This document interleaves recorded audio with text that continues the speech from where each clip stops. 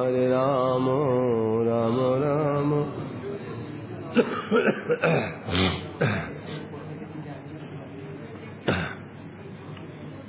श्री श्री बृहद भागवतामृतम प्रथम खंड चतुर्थ अध्याय श्रवण कर रहे हैं हम लोग। नारद हनुमान संवाद। इसमें कल से हनुमान जी जिनता वशतः कह रहे थे, यदि मैं भगवान का प्रिय होता, प्रिय सेवक होता, तो प्रभु मुझे अपने साथ लेकर के जाते, हठात मुझे छोड़ करके नहीं जाते।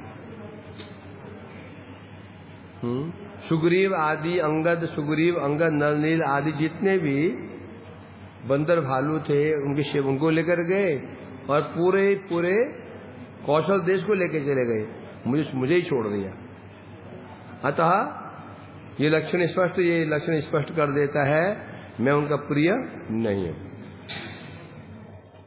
सेवा सौभाग्य हेतुश्च महाप्रभु की तो महान अनुग्रहो मयि स्निग्धे भवद्भि अनुमीयते।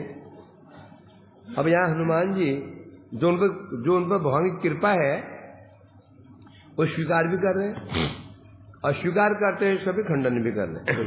क्या बता रहे हैं? हे नारद जी, आपकी मुझे बड़ी कृपा है, बड़ा स्नेह है। उस स्नेह के कारण ही मेरे सेवा सौभाग्य को देख करके आप ये अनुमान लगा रहे हैं, मैं प्रभु का अति अति अति प्रिय पात्र हूं। ये जो लगा रहे हैं ना, ये मेरे प्रति आपका केवल स्नेह है और कुछ नहीं। ठीक है, मेरे सेवा सौभाग्य, मैंने बड़ी सेवा की, स्वीकार कर रहे हैं, सेवा मैंने की है, ये मेरा सौभाग्य ही है। परंतु ये मेरा सेवा सौभाग्य प्रभु की कृपा का लक्षण है, इसको नहीं कहा जा सकता। जिन्हें कह रहे हैं यहां पर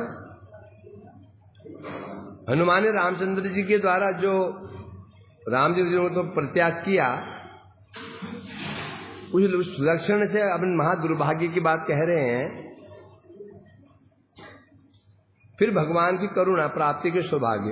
अब जो राम जी की उन पर कृपा हुई, करुणा हुई, जो उन्होंने राम जी ने उनको अपनी सेवा प्रदान की, तो ये सौभाग्य लक्षण है। जो सेवा किसी को नहीं दी राम जी ने, वो सेवा हनुमान जी को दी। और मुद्रिका प्रदान की, जाओ जाकर के सीता जी को अर्पण करना, ये किसी अन्य को उन्होंने नहीं की। बहुत ही अत्यंत ही रहस्यमय सेवा थी, उनको प्रदान की, और बहुत सेवाएं उनको प्रदान की है। तो जो कि उन्होंने अनुभव किया, हनुमान का अनुभव है। मुझ पर करुणा तो भगवान की है ही है ना, बड़ी करुणा मुझ पर, मुझे उन्होंने सेवा प्रदान की, ये करुणा तो है ही है, ये अनुभव उनको है ही है। और दूसरी ओर नारद जी ने जब नारद द्वारा कथित अपने प्रति परम अनुग्रह को अंगीकार किया, कुछ तो हनुमान जी का अनुभव है, मुझ पर उनकी कृपा है। और नारद जी ने कुछ ऐसी बातें कही हैं कि आप पर राम जी की कृपा है, इसको भी स्वीकार कर रहे हैं। कैसे स्वीकार कर रहे हैं? गौरव के साथ। गौरव कहने से नारद जी कह रहे हैं, एक तो नारद जी प्रमाणिक व्यक्ति हैं, वो कह रहे हैं, और फिर अनुभव भी उनको है। विचार दो प्रकार से होता है।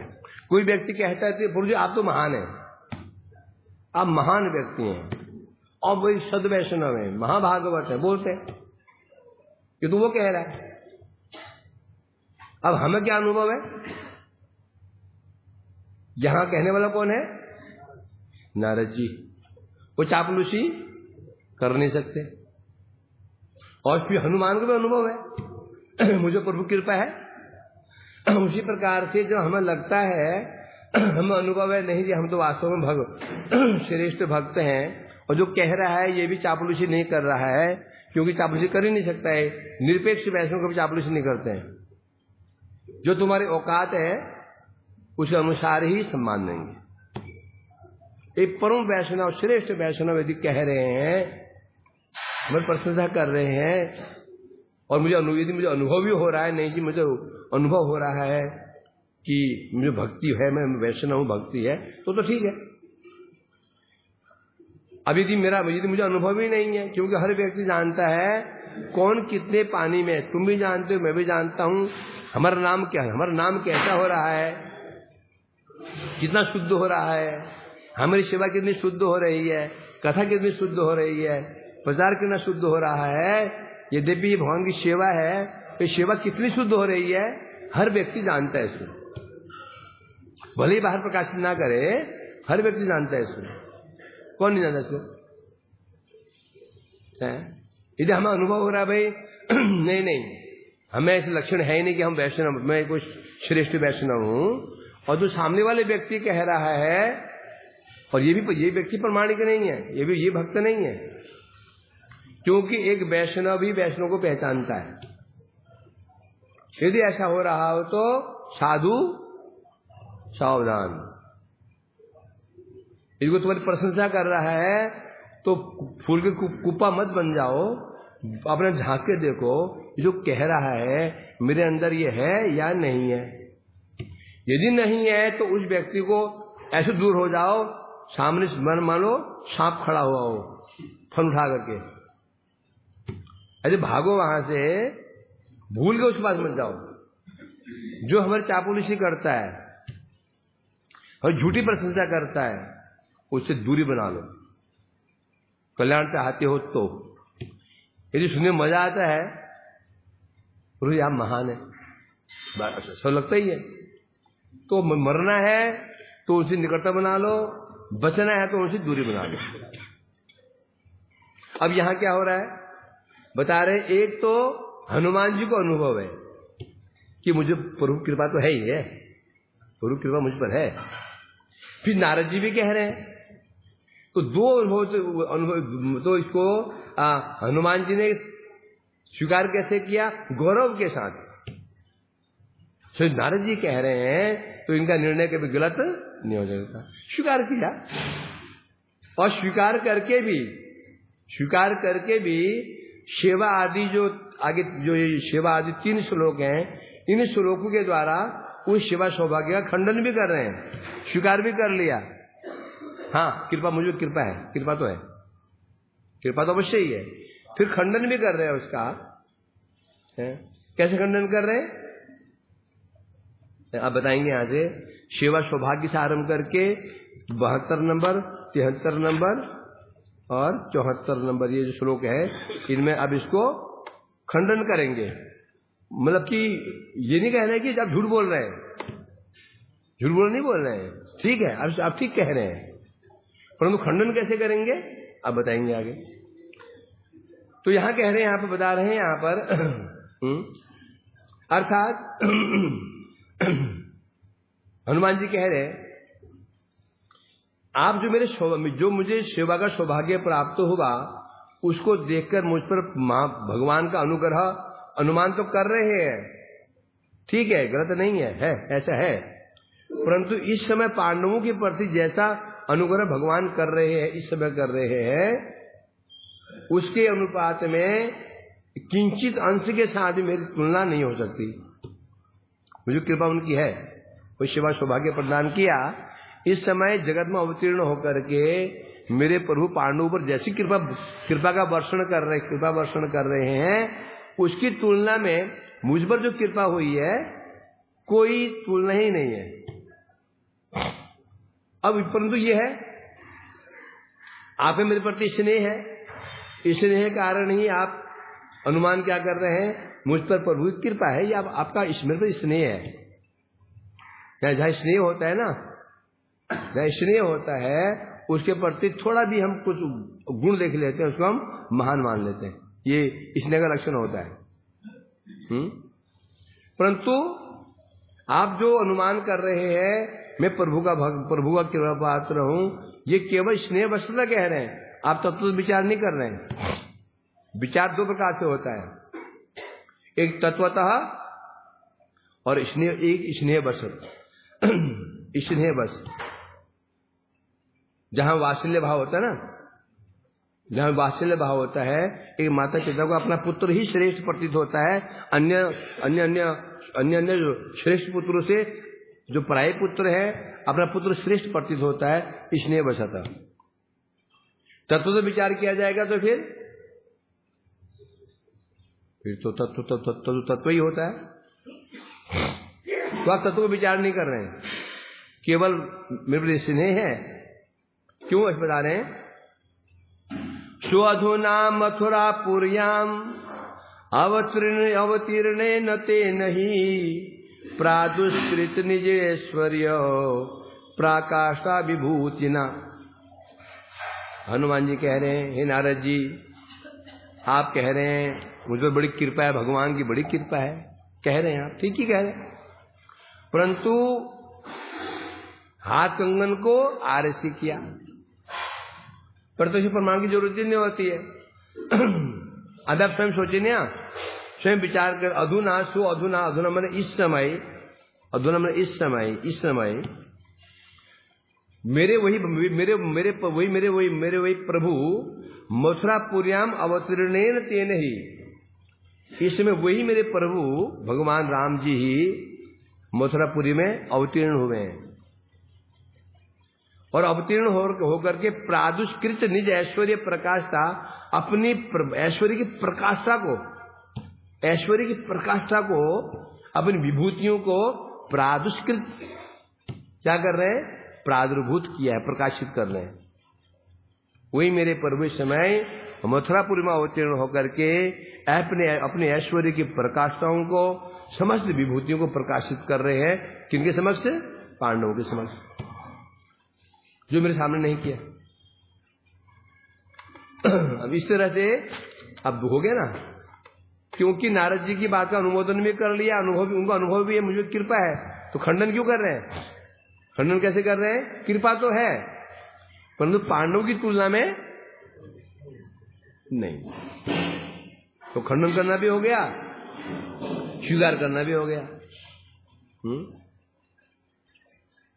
अब यहां बता रहे हैं पांडवों के प्रति भगवान की विशेष कृपा का कारण बता रहे हैं कि किस प्रकार से पांडव भगवान की कृपा के पात्र हैं। कैसे बता रहे? इस समय मथुरापुरी में अवतीर्ण होकर के भगवान अपनी विभूतियों को प्रकटित करके पांडवों के प्रति कृपा का विस्तार कर रहे हैं। कितश्चानुग्रहस्यांश पांडवेषु महात्मसु तुल्यार्हति नो गंतुम सुमेरु मृदुर अणुर्यथा। महात्मा पांडवेषु महात्मसु, जो महात्मा पांडव हैं उनके प्रति भगवान जैसे अपनी कृपा का विस्तार कर रहे हैं, अनुग्रह का विस्तार कर रहे हैं पांडवों के ऊपर।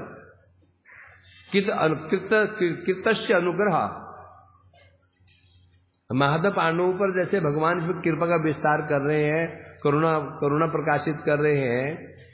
तुल्या अर्हतिनो गंतुम सुमेरुम मृद अणुर्यथा। जो कृपा मुझ पर भगवान की है और जो कृपा इस समय पांडवों पर वर्षण कर रहे हैं, भगवान कर रहे हैं, उसकी तुलना में पांडवों की कृपा हो रही है, उसकी तुलना में मुझ पर जो कृपा हुई है, जो मेरे को जो कृपा है कैसी है? मृद अणु, मिट्टी के एक अणु की भांति। अणु माने कण। सुमेरु, पांडु पर कृपा कैसी है? सुमेरु पर्वत के समान। तुलना कर रहे हैं कि पांडु में जो कृपा है वो तो सुमेरु पर्वत के समान है, मुझ में जो कृपा हुई है या है वो एक मिट्टी का मृद अणु, मतलब मिट्टी के कण के समान है, कोई तुलना ही। तुल्याम नो अर्हति, कभी भी तुलना एक सुमेरु पर्वत और मिट्टी के कण में तुलना कभी नहीं होती। तुलना किस में होती है? 19-20 में होती है। 19-20 का अंतर हो, तुलना हो जाती है। कभी भी एक तिनके की तुलना एक हाथी से नहीं हो सकती।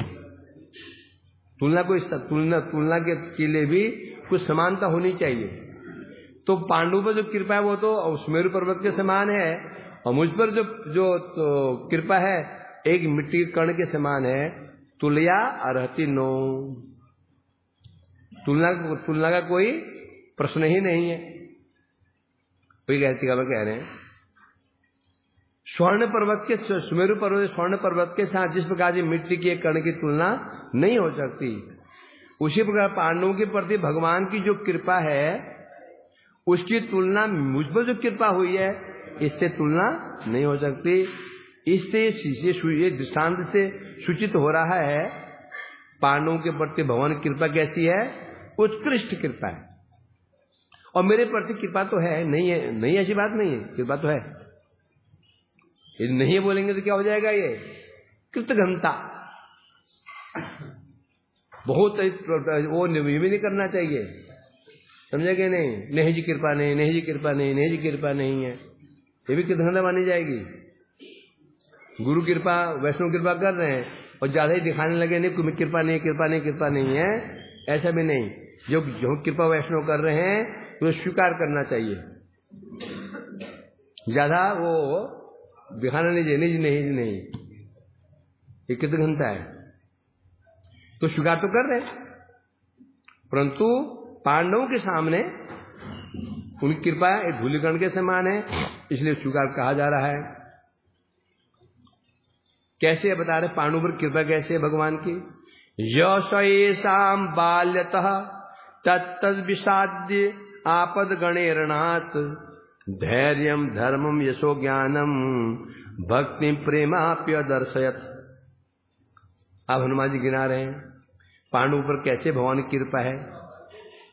स ये शाम बाल्यतः तत्तद विषादि आपद गणेरणात् धैर्यम धर्म यशो ज्ञानम भक्ति प्रेमापि अदर्शयत। मैंने भगवान ने ये शाम मैंने जिन पांडवों के लिए बाल्य था, बाल्य अवस्था से, बाल्य से मतलब बाल्य अवस्था से जिस प्रकार से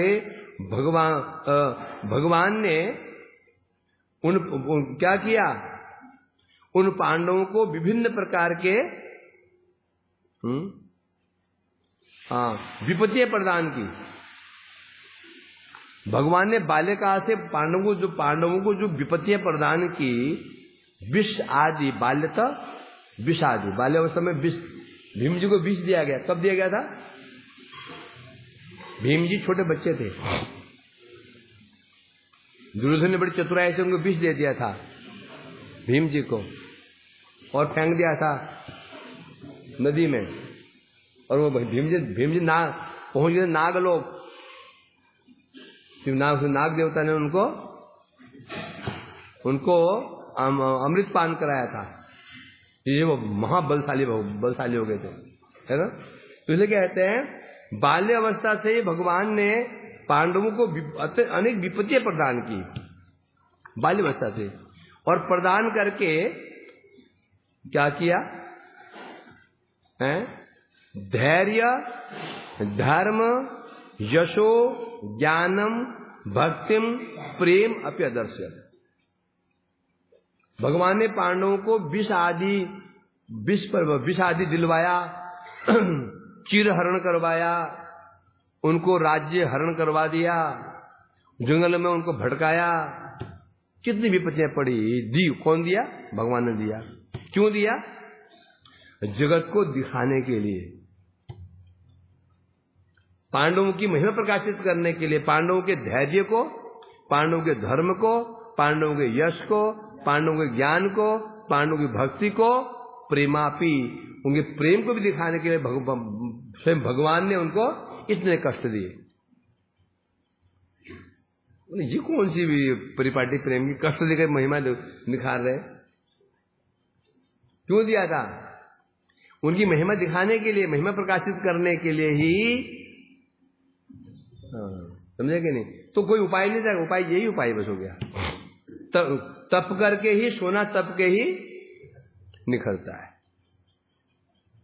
पत्थर छेनी और हथौड़े के प्रहार से ही एक पत्थर सुंदर मूर्ति रूप धारण कर लेते, कीमत बढ़ जाती है। पत्थर की क्या कीमत होती है, ये लोहे का टुकड़ा ही औजार बन जाता है, मार खा खा करके, हथौड़े के मार खा खा करके, मिट्टी ही कुम्हार के थप्पड़ खा खा करके मटका बन जाती। तो भगवान ने ही पांडवों को ये बचपन से उनको कष्ट प्रदान किए, जिससे जगत में क्या प्रसिद्ध हुआ, पांडव कितने धैर्यशाली है, कैसे धार्मिक है। इतनी विपत्ति पड़ने के बाद भी पांडव के धर्म से विचलित नहीं हुए। कौरवों ने छल किया, पांडवों ने कभी छल नहीं किया। ये दिखाने के लिए भगवान ने ये कष्ट दिए, लोग जाने पांडव है कैसे। भाई होता ना, कुछ बिना कुछ खोए कुछ पाया नहीं जाता। कुछ पाने के लिए खोना अति आवश्यक होता है। हम खोएंगे तो पाएंगे। क्रिया की विपरीत प्रतिक्रिया। हम किसी के लिए खोते हैं तो हमें मिलता भी है, खोएंगे भी नहीं, मिल जाएगा संभव नहीं है, संभव ही नहीं है। जगत में आज जितने भी श्रेष्ठ हुए हैं उन्हें त्यागा है ना। बच्चा स्कूल पढ़ता है, अपना सुख त्याग देता है, सोने का सुख त्याग देता है, तो पढ़ता है, आपने सुख किया होगा। तो यहां बता रहे भगवान ने क्या दिखाया, पांडवों का धैर्य दिखाया। कितना धैर्य पांडवों में देखो तो है। यदि भी 4 पांडव तो कभी कभी धैर्य खो बैठते थे, अर्जुन भीमा इत्यादि, और युधिष्ठिर जी कभी धैर्य नहीं खोया। लोगों तो केवल महाभारत केवल युद्ध दिखाई, क्या दिखाई पड़ा, युद्ध। महाभारत घर में रखना नहीं, बोलते झगड़े हो जाते हैं। परंतु महाभारत में कितना गोपनीय तत्व विचार है तो समझेंगे नहीं है। एक सदगृहस्थ बनना हो तो महाभारत पढ़ना होगा, तब पता चलेगा कि गृहस्थ कैसे हुआ जाता है, घर में कैसे रहा जाता है। महाभारत है क्या, पारिवारिक कलह तो है, और क्या है, नहीं क्या। भाइयों में पारिवारिक कलह है, भाई में युद्ध है, और क्या है, राज्य के लिए मारपीटी है भाई रूप में। और उस समय जो युधिष्ठिर महाराज जी अन्याय पर अन्याय सहे जा रहे हैं, अन्याय पर अन्याय सहे जा रहे हैं, धैर्य कभी नहीं खोया, धर्म कभी नहीं खोया। स्वयं भगवान कह रहे हैं धर्म परित्याग कर दो। भगवान ने क्या बोला, युधिष्ठिर महाराज धर्म मार्ग में रह करके तुम ना तो तुम द्रोणाचार्य को तुम जीत नहीं पाओगे, धर्म मार्ग में रह के द्रोणाचार्य को जीत नहीं पाओगे, नहीं परास्त नहीं कर पाओगे, क्योंकि उनको वरदान है जब तक हाथ में उनके अस्त्र है उन्हें कोई परास्त नहीं कर सकता। जब जैसे धर्म करते रहे तो वो संभव नहीं है। उन्हें स्पष्ट मना करते, मेरी बस की बात मैं नहीं कर सकता, ये